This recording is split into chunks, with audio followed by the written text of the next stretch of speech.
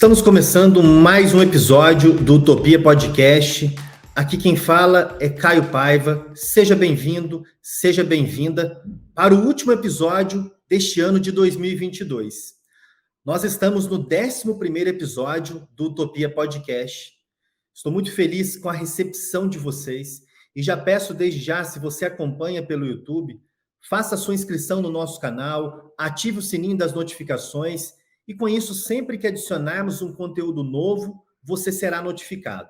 Se acompanha pelo seu tocador de podcast preferido, faça também assinatura, siga o nosso podcast para que sempre que adicionarmos um vídeo novo, um episódio novo do nosso podcast, você seja avisado e isso apareça no seu feed. Nessa semana, eu decidi unificar 2 episódios em apenas um. Nós teremos um comentário conjunto do caso da semana e, junto com ele, a notícia comentada da semana. E o caso da semana não poderia ser outro, senão o caso Carandiru em relação ao Brasil, com uma decisão da Comissão Interamericana de Direitos Humanos do dia 13 de abril do ano de 2000. Sim, do ano de 2000. Há 22 anos e até hoje, dezembro de 2022, quando gravo esse episódio para vocês, os agentes estatais, os policiais militares do estado de São Paulo, que foram condenados em relação ao massacre do Carandiru, com 111 pessoas que estavam presas, que foram assassinadas, ainda não tiveram uma sentença condenatória transitada em julgado e iniciaram o cumprimento da pena. E eu resolvi gravar apenas um único episódio nessa semana, juntando o caso da semana com a notícia comentada da semana, porque também nessa última semana, quando o Jair já está indo embora, ele resolveu, como último suspiro de um político autoritário, expedir um decreto de indulto em relação aos policiais militares condenados no caso do Carandiru. Pois bem, vamos então aprofundar no exame deste caso. Nós temos aqui uma decisão da Comissão Interamericana do ano de 2000. Você que não é da área jurídica, ou que mesmo sendo da área jurídica, não é tão ambientado à matéria do estudo do direito internacional dos direitos humanos, nós já vimos, em outro caso comentado, no caso William Andrews contra os Estados Unidos, o que é a Comissão Interamericana, como funciona o seu trabalho. Aqui nós temos a Comissão Interamericana monitorando uma violação de direitos humanos ocorrida no Estado brasileiro. Vamos dar continuidade para que possamos ver um brevíssimo resumo do que aconteceu no chamado massacre do Carandiru. A Comissão Interamericana de Direitos Humanos identificou que, neste caso, havia ocorrido a morte de 111 presos. E entre essas 111 pessoas privadas de liberdade, 84 ainda estavam sem condenação definitiva. De modo que, de acordo com a nossa Constituição Federal, ainda poderiam ser consideradas presumidamente inocentes. Além de 111 pessoas mortas, ocorreram também lesões graves sofridas por outros presos durante esse controle ou essa asfixia de um motim de presos. Ações essas cometidas pela Polícia Militar do Estado de São Paulo no dia 2 de outubro do ano de 1992. Tratamos aqui, então, em dezembro de 2022, de uma violação de direitos humanos ocorrida há exatamente 30 anos. A Comissão Interamericana anotou também que, com a persistência da impunidade na ordem jurídica interna, o caso foi levado até ela, a Comissão Interamericana, por meio de organizações não governamentais, mais especificamente a America Watch, o CEGIL e a Comissão Teotônio Vilela. Aqui um primeiro parêntese. De acordo com o texto da Convenção Americana sobre Direitos Humanos, tanto a própria vítima da violação de direitos humanos, seja ela individualmente considerada, seja também compreendida como no contexto de um coletivo, a exemplo do coletivo de pessoas ou dos seus familiares que, no contexto do caso Carandiru, tiveram seus direitos humanos violados, e além da vítima individual ou de um coletivo de vítimas, de acordo com o texto da Convenção Americana, também conhecida como Pacto de San José da Costa Rica, também entidades ou organizações não governamentais podem submeter casos ao sistema interamericano, desde que, porém, se trate de uma organização ou entidade não governamental devidamente inscrita em um ou mais estados americanos, em um ou mais estados membros da Organização dos Estados Americanos. Por isso, uma entidade não governamental da Noruega, uma ONG da África do Sul, uma entidade não governamental da sociedade civil da França não pode peticionar perante o sistema interamericano. Apenas organizações ou entidades não governamentais devidamente inscritas em um ou mais estados americanos. Vamos dar continuidade. O Brasil foi notificado, neste caso Carandiru, para oferecer a sua defesa.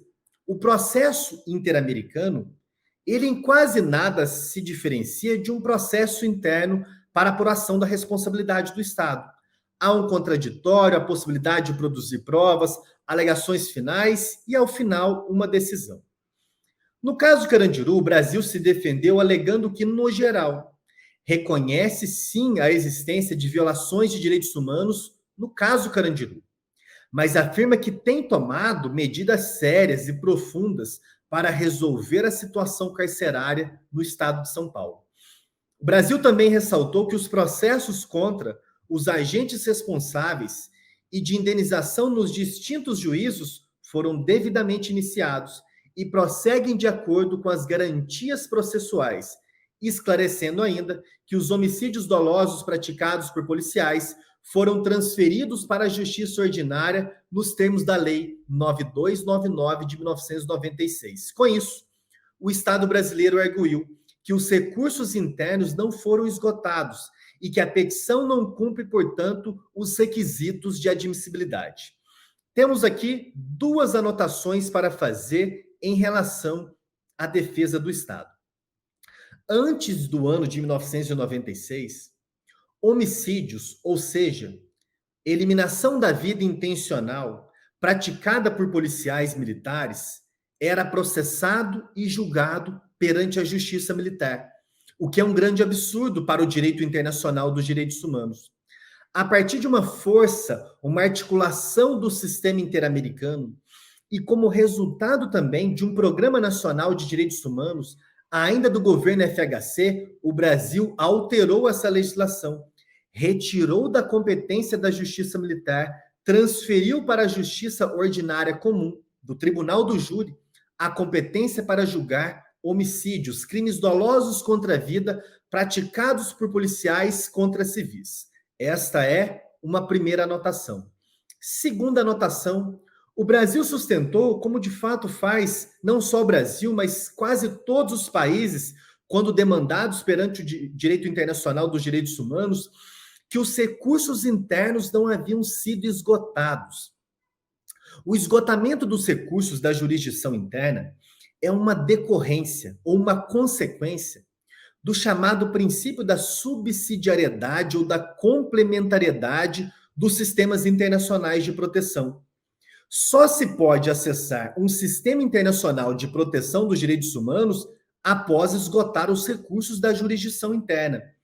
Do contrário, não faria sentido ao Estado aderir a um sistema de proteção internacional. Se a ele não fosse concedido antes a possibilidade de fazer cessar, ou pelo menos reparar adequadamente, uma violação de direitos humanos. Se a vítima pudesse ir diretamente para a comissão antes de processar o Estado na justiça brasileira, isso seria muito estranho.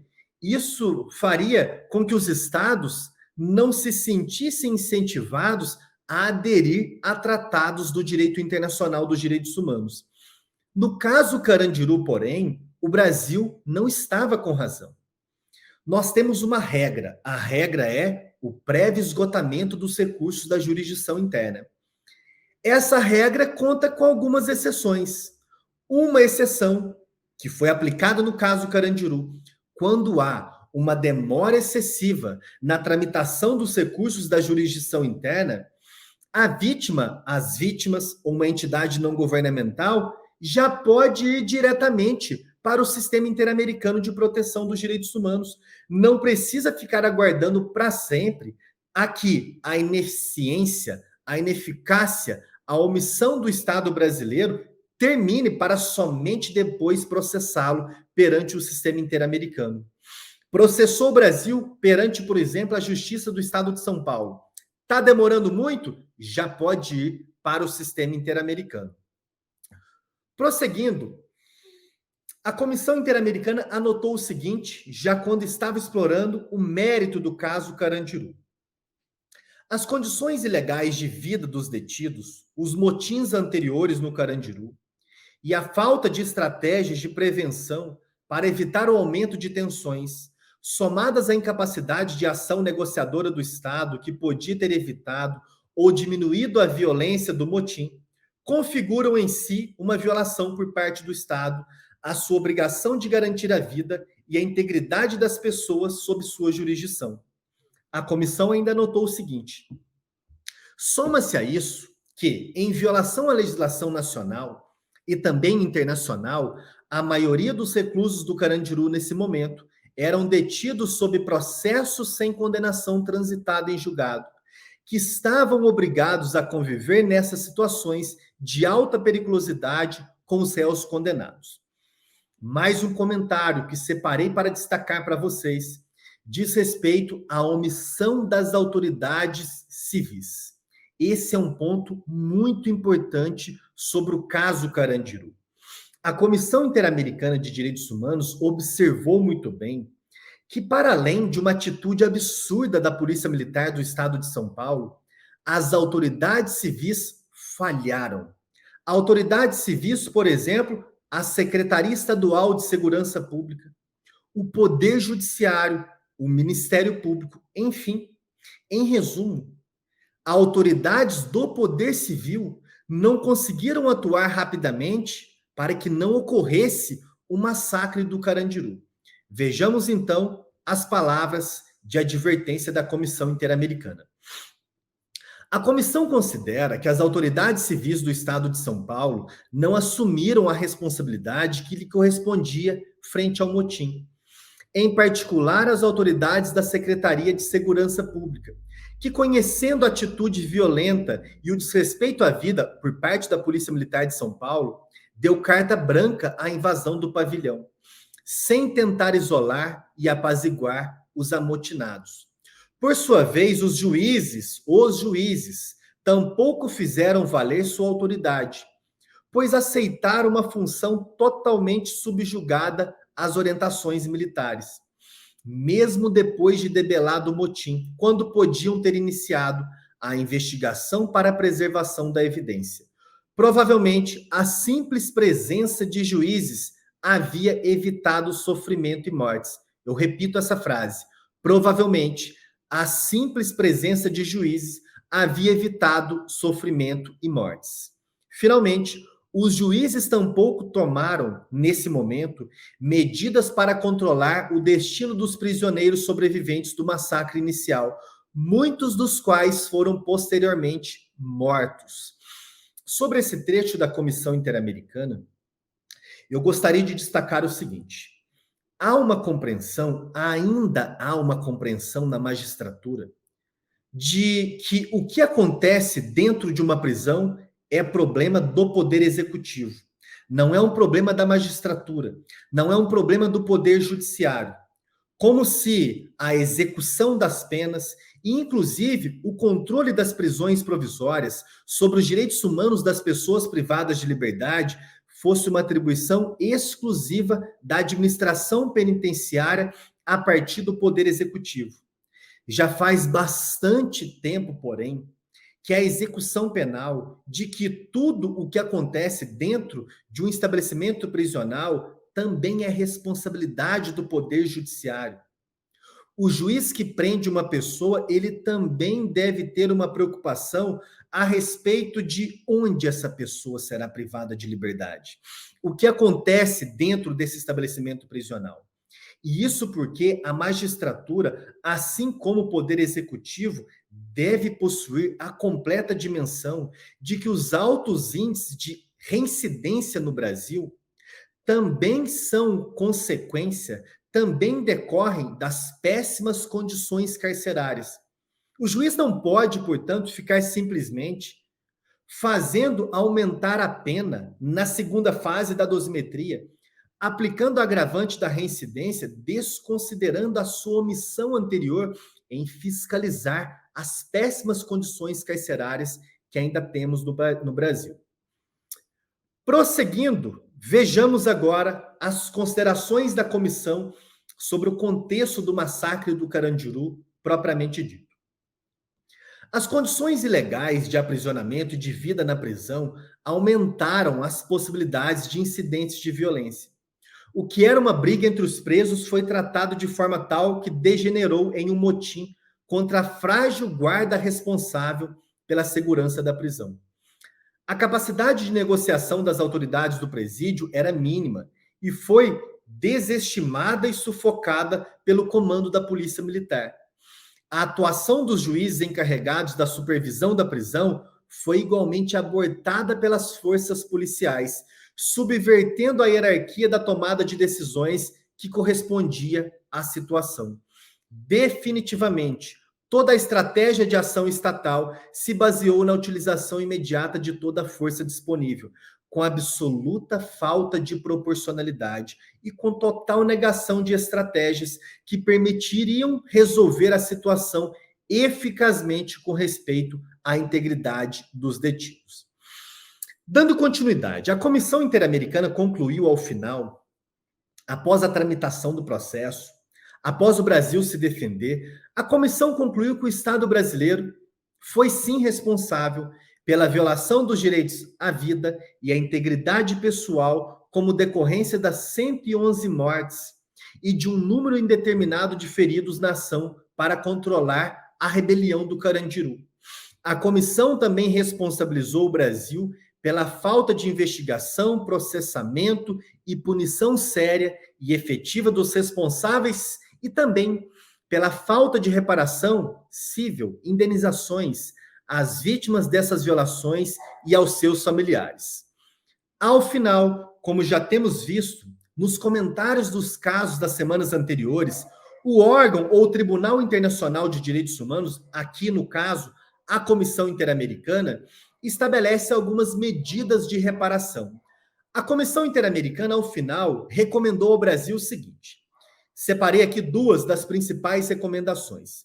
Conduzir uma investigação completa, imparcial e efetiva com o propósito de identificar e processar as autoridades e funcionários responsáveis pelas violações dos direitos humanos estabelecidas nas conclusões deste relatório.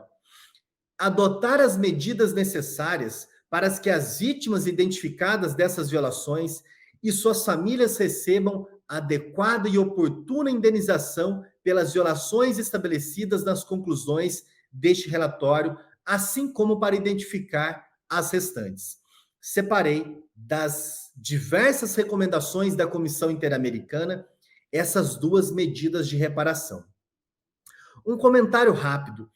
Essa expressão recomendação, que infelizmente é utilizada no direito internacional dos direitos humanos, não pode ser interpretada no seu sentido literal. Não é uma mera sugestão, não é uma mera recomendação no sentido de que, se não cumprir, não vai acontecer nada. Cumpre se quiser.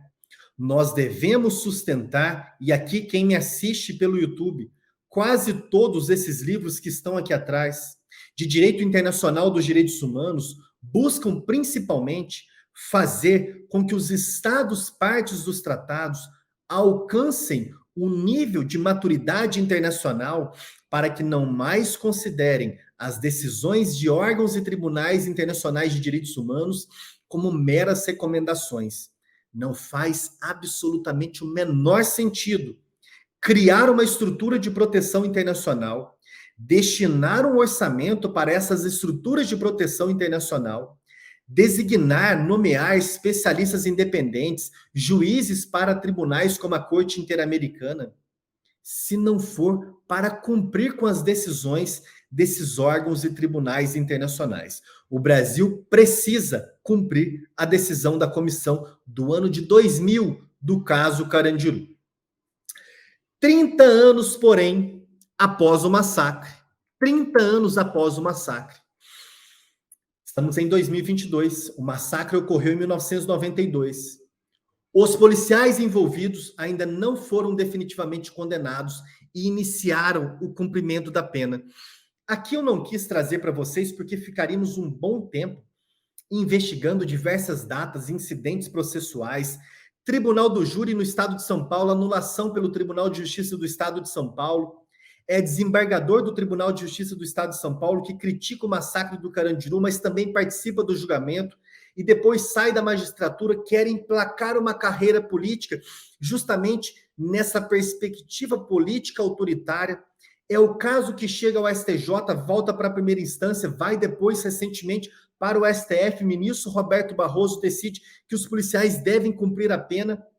Eu quis poupá-los de todo esse itinerário processual para simplesmente dizer o seguinte: os policiais ainda não iniciaram o cumprimento da pena. 30 anos após os fatos. E sobre os fatos, eu trouxe ainda um trecho de um texto publicado pelo grande jurista Oscar Vilhena, um texto publicado em 2015 numa coletânea de artigos sobre o massacre do Carandiru, em que o Oscar Vilhena escreve o seguinte: desafortunadamente, tive a oportunidade de acompanhar profissionalmente os desdobramentos do massacre. Na condição de advogado da Comissão Teotônio Vilela de Direitos Humanos, tive a oportunidade de ingressar no pavilhão 9 da casa de detenção, pouco tempo depois do massacre. Celas e corredores ainda estavam marcados pelo sangue das vítimas. 2 imagens ficaram impregnadas em minha memória.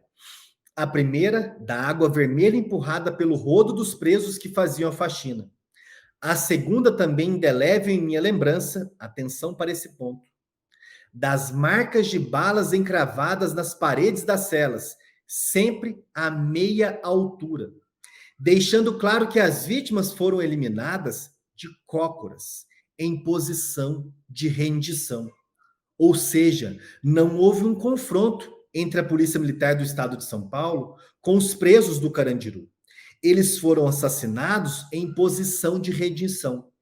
Essa imagem a que Oscar Vilhena se refere, dos presos sobreviventes fazendo a faxina de águas de sangue pelos corredores do pavilhão 9, é uma imagem que vocês conseguem ainda encontrar na internet e é uma imagem extremamente forte.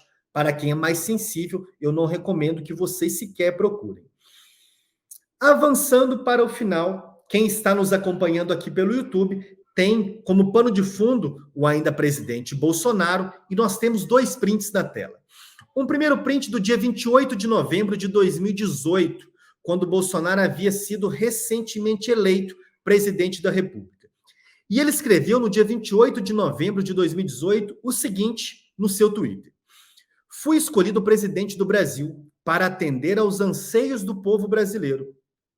Pegar pesado na questão da violência e criminalidade foi um dos nossos compromissos principais de campanha.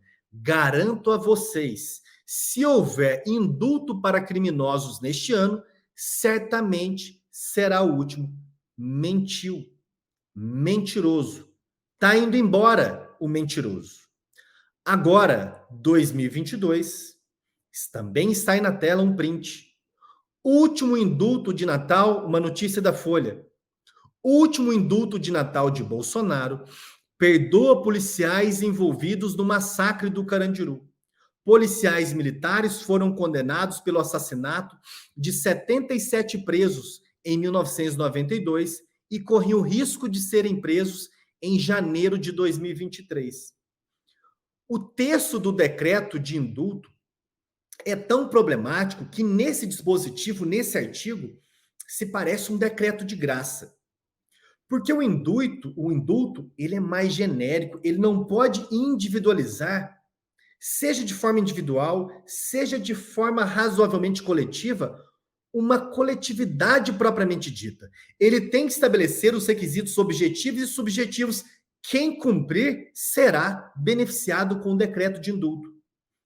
Em um texto de um decreto de indulto, um artigo emula um decreto de graça, porque está agraciando, perdoando pessoas que podem ser individualmente identificadas, que são os policiais militares condenados pelo massacre do Carandiru.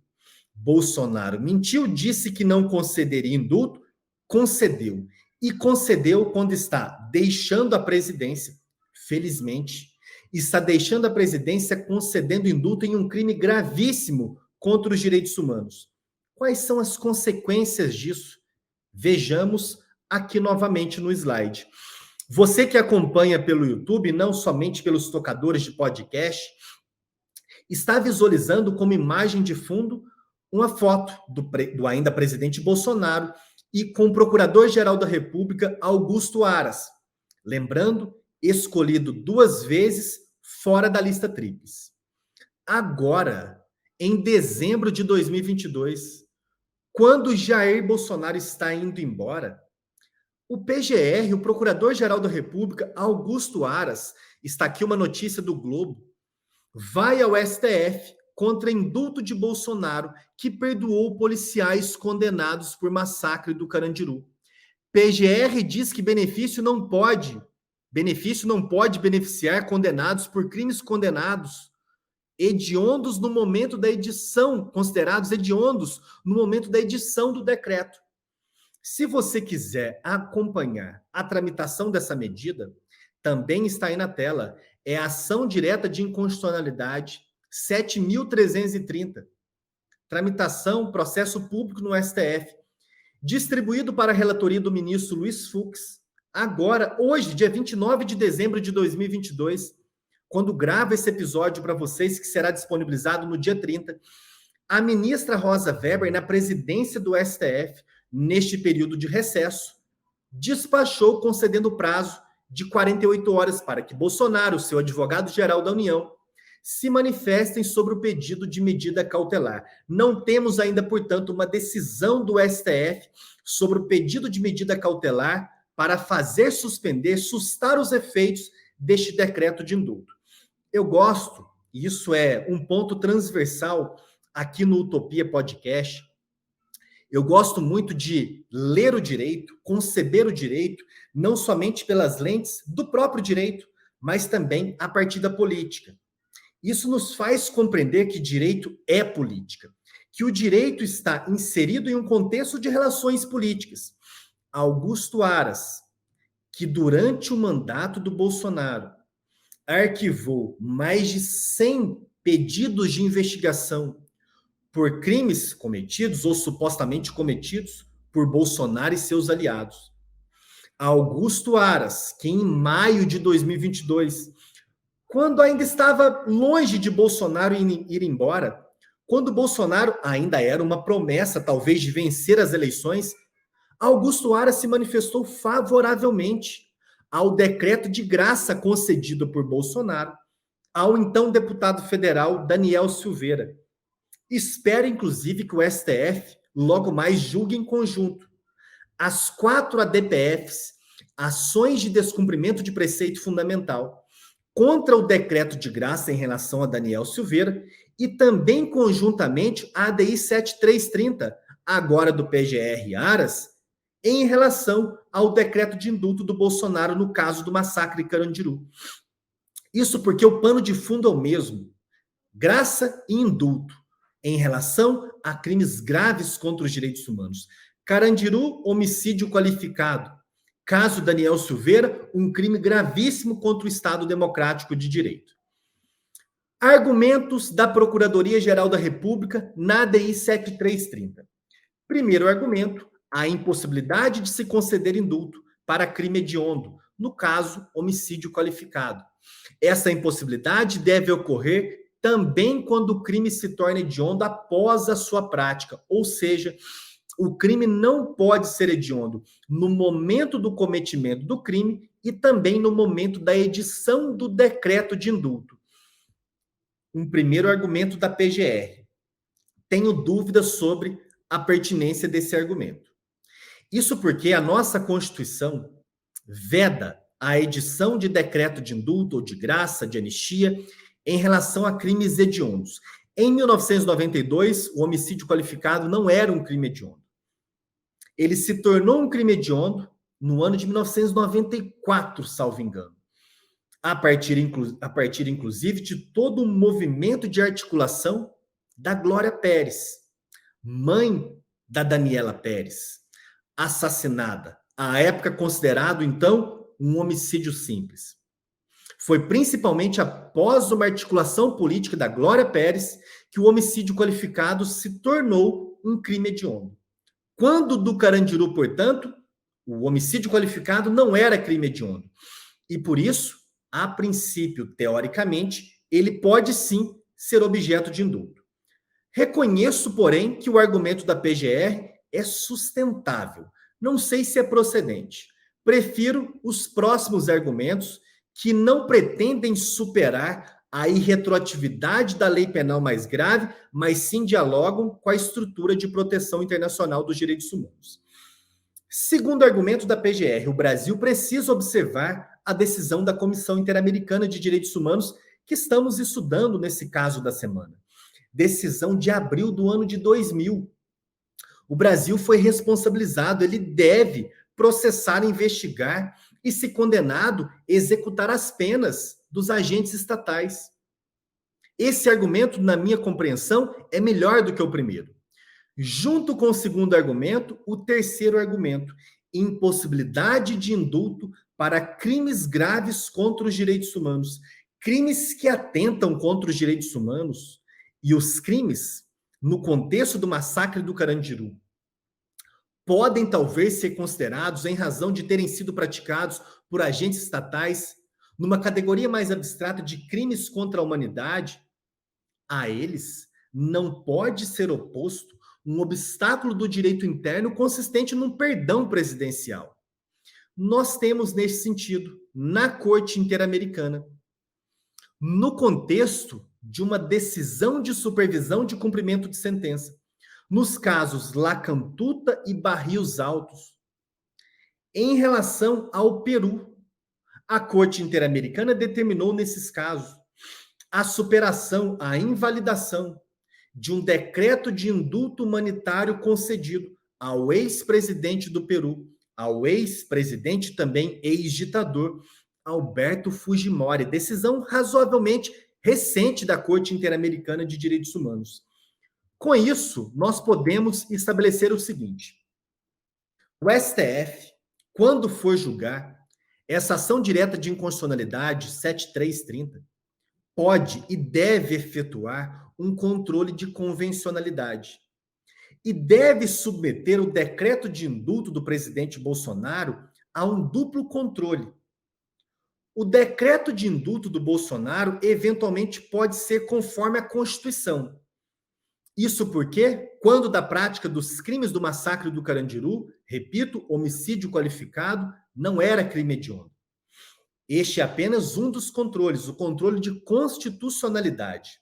No contexto da ADI, ação direta de inconstitucionalidade, o STF também pode efetuar um controle de convencionalidade.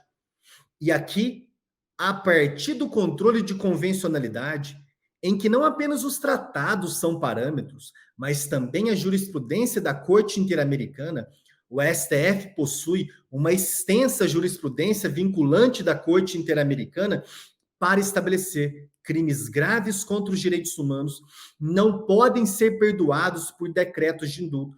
Por isso, está incompleto o duplo controle para que uma normativa do direito interno possa ser perfeitamente aplicada. Observou a Constituição? Pode ser que sim, mas não observou o direito internacional dos direitos humanos. Nesse sentido, o STF, na minha compreensão, deve declarar inconvencional o decreto de indulto do presidente Bolsonaro. Duas recomendações que deixo para vocês neste nosso episódio. Deixo a recomendação, é claro, do filme Carandiru, um grande filme do nosso cinema nacional. E deixo também uma indicação dessa obra importantíssima do Dr. Drauzio Varela, Estação Carandiru. Aliás, eu ainda espero entrevistar o Dr. Drauzio Varela um dia aqui no nosso Utopia Podcast. Seria um dos principais entrevistados, das principais pessoas que eu alimento a esperança e também a utopia de entrevistar aqui no nosso podcast. Para encerrar, eu gostaria de chamar a atenção de vocês para o seguinte. Esses últimos 4 anos do governo Bolsonaro fizeram com que nós tivéssemos a noção de que a extrema-direita surgiu agora no Brasil. Fizeram nos acreditar que a extrema-direita e esse movimento de necropolítica, de desprezo pela vida, de celebração da morte, seria algo muito recente, inaugurado pelo próprio Bolsonaro. Embora o bolsonarismo seja um didático e muito elucidativo nome para um conjunto de processos de celebração da morte e de desprezo pela vida, esse movimento da extrema-direita, infelizmente, ele não é tão recente no Brasil. E eu ilustro isso para encerrarmos esse podcast, lembrando a vocês do seguinte: o coronel Ubiratã, que estava no comando do massacre do Carandiru, ele se orgulhava das 111 pessoas presas que foram assassinadas no massacre do Carandiru. E ele não apenas se orgulhava, ele fazia com que muitas pessoas contemplassem esse seu orgulho. Coronel Ubiratã, como já era de se esperar naquele momento, ele entrou para a política e ocupou o cargo de deputado estadual por São Paulo por 3 vezes, tendo como plataforma, como objeto de campanha, o seu currículo de ter comandado o massacre do Carandiru. Essa necropolítica era tão evidente que o número de campanha do coronel Ubiratã sempre continha, além de outro número conectado, o número 111. Numa das eleições, o seu número foi 11/190, 11.190, sempre com a menção a 111, em referência à quantidade de pessoas presas que foram mortas no massacre do Carandiru. Para quem não sabe, o coronel Ubiratã foi assassinado, morto, enfim, salvo engano, no ano de 2006, no próprio apartamento, a partir de um disparo da sua própria arma de fogo. A sua então companheira foi processada, se a minha memória não estiver falhando, ela foi absolvida pelo tribunal do júri, de modo que a autoria do disparo que levou a óbito o coronel Ubiratã ainda é desconhecida.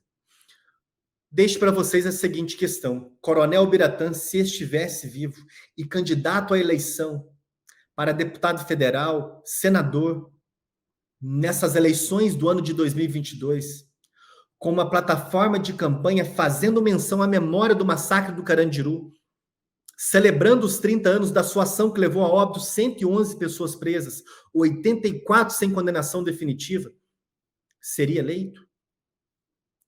Eu deixo isso como, não apenas como resgate de memória, como é o último episódio deste ano do nosso Utopia Podcast, para que nos próximos anos nós estejamos juntos e vigilantes, para que situações como essa não voltem a acontecer novamente, para que uma política de morte não seja novamente celebrada. Não existe nada ganho, não existe nada garantido. O que nós vencemos agora em outubro de 2022 pode voltar em outubro de 2026. Nós temos exatamente 4 anos para diminuir a chance de que Bolsonaro ou uma figura que represente os ideais de Bolsonaro volte ao poder em 2026. Eu estou nessa luta e espero contar com vocês também nessa luta. Desejo um excelente ano de 2023 para vocês. Iniciaremos este ano de 2023 com uma grande novidade. Teremos muito em breve um curso, uma certificação, melhor dizendo, inédita no país. Nós teremos uma certificação em jurisprudência da Corte Interamericana de Direitos Humanos, que num prazo de 10 dias, uma certificação, um curso bem intenso, você poderá se tornar certificado, certificada em jurisprudência da Corte Interamericana de Direitos Humanos. Recomendo agora que você clique no link que está na descrição desse podcast e se inscreva para um evento que teremos no dia 10 de janeiro, às 19 horas, quando em 4 horas revisitaremos os principais retrocessos em matéria de direitos humanos do governo Bolsonaro destes últimos 4 anos. Um mini curso gratuito que eu ministrarei para vocês. Excelente ano de 2023. Muito obrigado e até o nosso próximo episódio do Utopia Podcast.